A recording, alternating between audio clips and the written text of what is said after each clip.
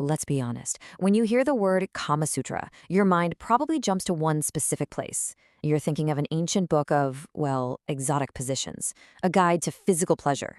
But what if I told you that whole idea is based on a massive misunderstanding? That the book's real secret has almost nothing to do with sex and everything to do with the human heart. So let's start with a really simple question. What if the book that's become world famous for physical acts is actually a deep, profound guide to something far more important, emotional intimacy?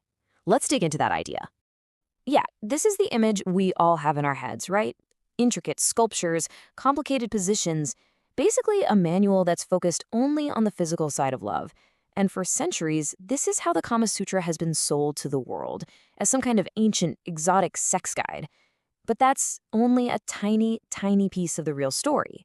Because this is the book's actual table of contents. And if you look closely, you'll see it's not a list of positions at all.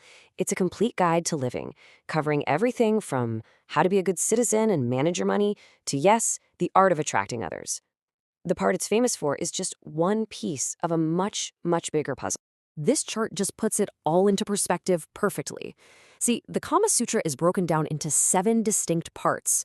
Only one of them, part 2, is actually about sexual union. That means the other 6 parts, the vast majority of the book, are about something else entirely. They're about the art of living a well-rounded and meaningful life. So, okay, if it's not really a sex manual, then what is it? Well, its author, Vatsyana, presents the book as a guide to a well-lived life, one that's built on a very specific, balanced philosophy of what it means to be human. At its very core, the text argues that a good life depends on balancing 3 main goals. And these aren't just suggestions. Vatsyana saw them as the fundamental pillars of a meaningful existence. So what are they? First up, there's Dharma, which is all about living a virtuous, moral life. Second is Artha, which means gaining worldly success, wealth and status. And finally, there's Kama, the pursuit of desire, pleasure, and enjoyment. But the book is super clear. Dharma is the most important, then Artha, and then Kama. The whole key is to not let one completely take over the other. And this is exactly where the modern interpretation gets it so wrong. Vatsyana defines Kama not as just physical pleasure, but as the rich enjoyment of the world through all 5 of our senses. But here's the most crucial part of that definition. This enjoyment has to be assisted by the mind together with the soul. So you see, it's not just about the body. It's a complete, holistic experience where your mind and soul have to be just as involved as your senses. And this brings us to the most overlooked part of the Kama Sutra. Its incredibly detailed instructions on how to build deep, lasting emotional bonds. This is its ancient art of connection. Now, I know what you're thinking. A phrase from the book like subjugating the hearts of others, it sounds pretty harsh to us today, right? Even manipulative. But if we can look past the ancient language, we find the context isn't about control at all. It was about understanding human psychology so deeply that you could create a genuine, powerful connection. It was a guide to earning affection and trust, not forcing it.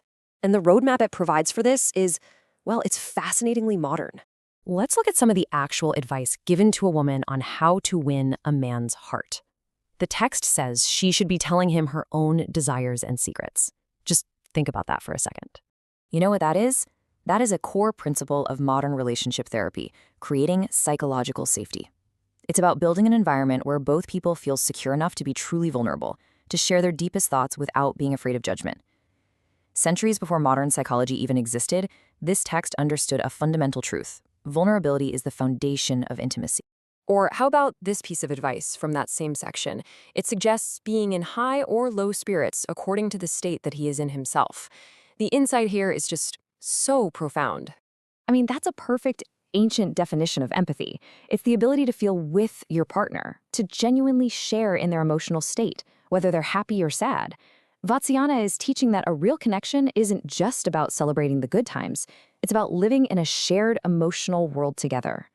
The parallels between the Kama Sutra's advice and the findings of modern psychology are just stunning.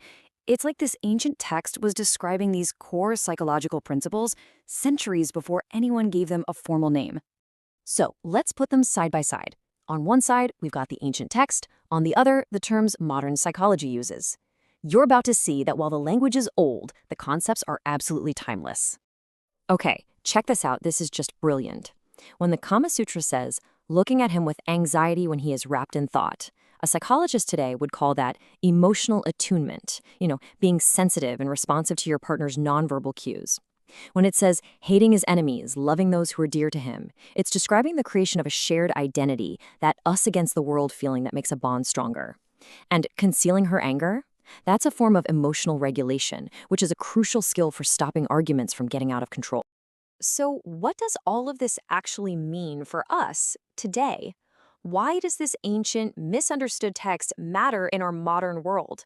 A world that's somehow super connected and yet often incredibly lonely. Well, the lessons for modern love are actually huge.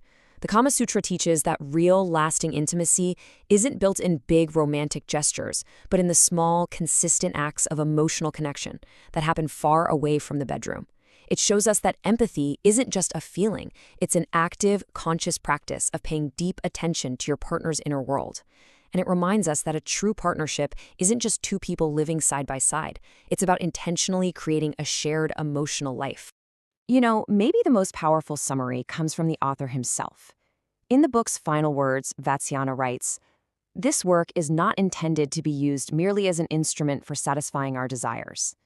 He's pleading with the reader to see pleasure as just one part of a balanced life, and to use this knowledge to become a master of their senses, not a slave to them. Which leaves us with one final big question.